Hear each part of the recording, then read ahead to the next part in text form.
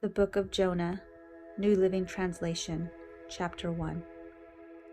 The Lord gave this message to Jonah, son of Amittai. Get up and go to the great city of Nineveh. Announce my judgment against it, because I have seen how wicked its people are. But Jonah got up and went in the opposite direction to get away from the Lord. He went down to the port of Joppa, where he found a ship leaving for Tarshish. He bought a ticket and went on board, hoping to escape from the Lord by sailing to Tarshish. But the Lord hurled a powerful wind over the sea, causing a violent storm that threatened to break the ship apart. Fearing for their lives, the desperate sailors shouted to their gods for help and threw the cargo overboard to lighten the ship. But all this time Jonah was sound asleep down in the hold. So the captain went down after him. "How can you sleep at a time like this?" he shouted. "Get up and pray to your God. Maybe he will pay attention to us and spare our lives." When the crew cast lots to see which of them had offended the gods and caused the terrible storm, when they did this, the lots identified Jonah as the culprit. "Why has this awful storm come down on us?" they demanded. "Who are you? What is your line of work? What country are you from? What is your nationality?" Jonah answered, "I am a Hebrew. I am a worshiper of the Lord, the God of heaven, who made the sea and the land." The sailors were terrified when they heard this, for he had already told them he was running away from the Lord. "Oh, why did you do it?" They groaned.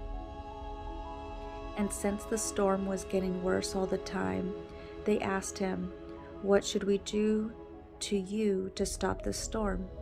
"Throw me into the sea," Jonah said, "and it will become calm again. I know that this terrible storm is all my fault." Instead, the sailors roared even harder to get the ship to the land, but the stormy sea was too violent for them, and they couldn't make it. Then they cried out to the Lord, Jonah's God. "Oh Lord," they pleaded, "don't make us die for this man's sin, and don't hold us responsible for his death. Oh Lord, you have sent this storm upon him for your own good reason." Then the sailors picked Jonah up and threw him into the raging sea, and the storm stopped at once. The sailors were awestruck by the Lord's great power, and they offered him a sacrifice and vowed to serve him. Now the Lord had arranged for a great fish to swallow Jonah, and Jonah was inside the fish for 3 days and 3 nights. Jonah chapter 2. Then Jonah prayed to the Lord, his God, from inside the fish. He said, "I cried out to the Lord in my great trouble, and he answered me. I called to you from the land of the dead. O Lord, you heard me. You threw me into the ocean depths, and I sank down to the heart of the sea. The mighty waters engulfed me. I was buried beneath your wild and stormy waves. Then I said, O Lord, you have driven me from your presence, yet I will look once more toward your holy temple." I sank beneath the waves, and the waters closed over me. Seaweed wrapped itself around my head. I sank down to the very roots of the mountains. I was imprisoned in earth, whose gates lock shut forever. But you, O Lord, my God, snatched me from the jaws of death. As my life was slipping away, I remembered the Lord, and my earnest prayer went out to you in your holy temple. Those who worship false gods turn their backs on all God's mercies, but I will offer sacrifice to you with songs of praise, and I will fulfill all my vows, for my salvation comes from the Lord alone. Then the Lord ordered the fish to spit Jonah out onto the beach. Jonah chapter 3. Then the Lord spoke to Jonah a second time. Get up and go to the great city of Nineveh and deliver the message I have given you." This time Jonah obeyed the Lord's command and went to Nineveh, a city so large that it took 3 days to see it all. On the day Jonah entered the city, he shouted to the crowds, "40 days from now, Nineveh will be destroyed." The people of Nineveh believed God's message, and from the greatest to the least, they declared a fast and put on burlap to show their sorrow. When the king of Nineveh heard what Jonah was saying, he stepped down from the throne and took off his royal robes.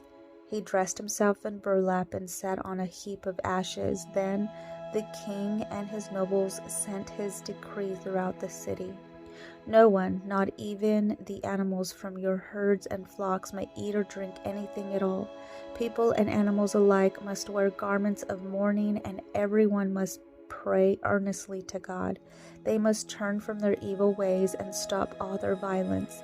Who can tell? Perhaps even yet God will change his mind and hold back his fierce anger from destroying us." When God saw what they had done and how they had put a stop to their evil ways, he changed his mind and did not carry out the destruction he had threatened. Jonah chapter 4. This change of plans greatly upset Jonah and became very angry, so he complained to the Lord about it. "Didn't I say before I left home that you would do this, Lord? That is why I ran away to Tarshish. I knew that you are a merciful and compassionate God, slow to get angry and filled with unfailing love. You are eager to turn back from destroying people. Just kill me now, Lord. I'd rather be dead than alive if what I predict would not happen." The Lord replied, "Is it right for you to be angry about this?" Then Jonah went out to the east side of the city and made a shelter to sit under as he waited to see what would happen to the city. And the Lord God arranged for a leafy plant to grow there, and soon it spread its broad leaves and over Jonah's head, shading him from the sun. This eased his discomfort, and Jonah was very grateful for the plant. But God had also arranged for a worm. The next morning at dawn, the worm ate through the stem of the plant so that it withered away. And as the sun grew hot, God arranged for a scorching east wind to blow on Jonah. The sun beat down on his head until he grew faint and wished to die. "Death is certainly better than living like this," he exclaimed. Then God said to Jonah, "Is it right for you to be angry because the plant died?" "Yes," Jonah retorted, "even angry enough to die." Then the Lord said, "You feel sorry about the plant, though you did nothing to put it there. It came quickly and died quickly. But Nineveh has more than 120,000 people living in spiritual darkness, not to mention all the animals. Shouldn't I feel sorry for such a great city?"